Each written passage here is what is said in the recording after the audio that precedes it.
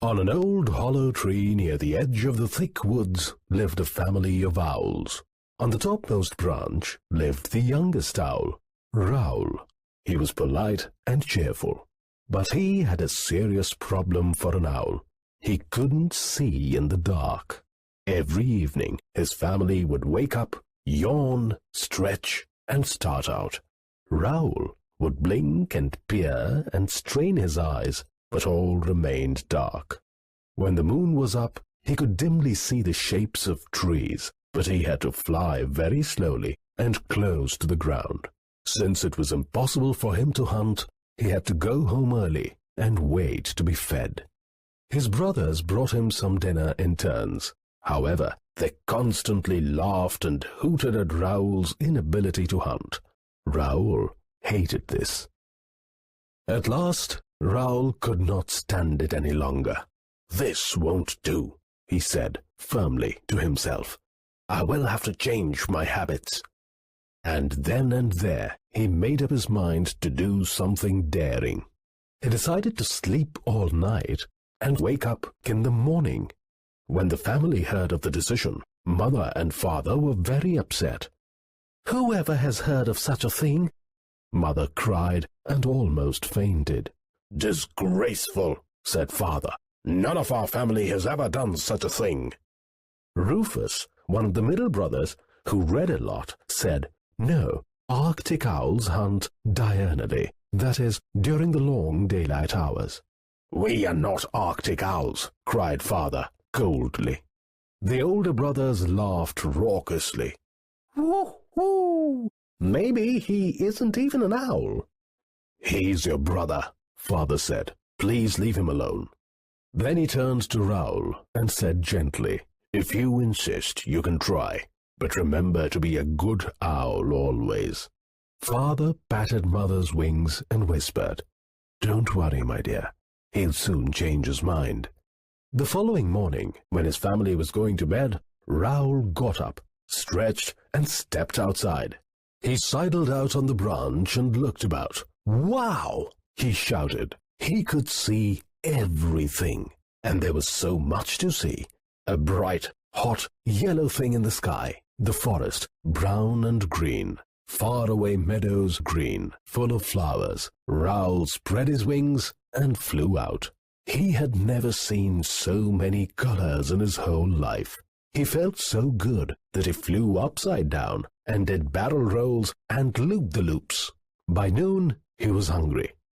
He spied a small mouse behind an old barn. He swooped down on it. "Oh, please, Mr. Hawk, let me go," squeaked the sad little mouse, holding his little hands together. Raoul's heart was touched. He let the mouse go free. "But why do you call me a hawk?" he asked. The shivering mouse slowly looked up and said, "Good heavens! You are not a hawk, you are an owl. What on earth are you doing in daytime? Are you crazy?" "I don't think you ought to be so rude. After all, I could have eaten you." I am sorry," said the mouse. "Please forgive me, but I have never heard of an owl flying during day." Raoul explained everything. "That is the bravest thing I ever heard of," said the mouse. "Thanks, but I am very hungry," cried Raoul. "My name is Bertram. What is yours?" asked the mouse. "Raoul, nice to meet you, Bertram." "Will you eat cheese?" asked Bertram, hurrying back from the barn with a piece of cheese. Raoul pecked at it. "Ooh, too sticky." "How about corn?" asked Bertram, bringing kernels from his winter store. "Oup, too hard." "Aha!" cried Bertram. "You're a bird, aren't you? What about some bird seed?" Bertram ran into the big house beyond the barn and returned with a discarded box of bird seed. "Delicious!" Raoul cried. After lunch, he took Bertram for a ride on his back. The mouse explained to him about the flowers, bees, and many other things. By evening, Raoul was ready to go home.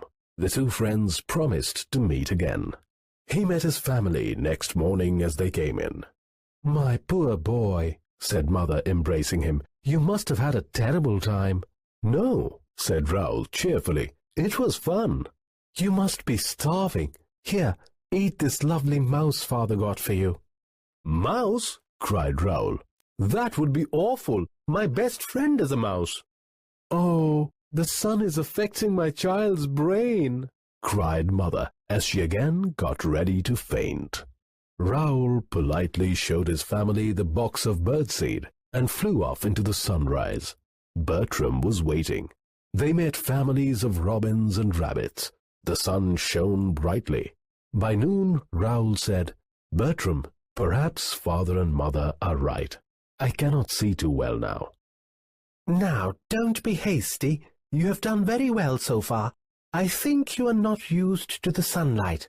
Even the people in the big house are dazzled by too much sunshine. Are they? Asked Raoul. What do they do about that? Bertram snapped his fingers. I know. Just wait here. After some time, he came out of the hole from the big house's junkyard, dragging a pair of toy sunglasses. Bertram helped him wear it by tying the earpieces together with grass. This is wonderful, said Raoul. It is soothing. Days flew by happily. One Sunday, at dusk, as Raoul got home, he heard his family talking to the neighbors. Our Raoul flies in the sunlight. First owl to do it ever. Real genius. Nothing can keep a good owl down. Raoul slipped into his bed, content, singing, Choo-wit, choo-woo.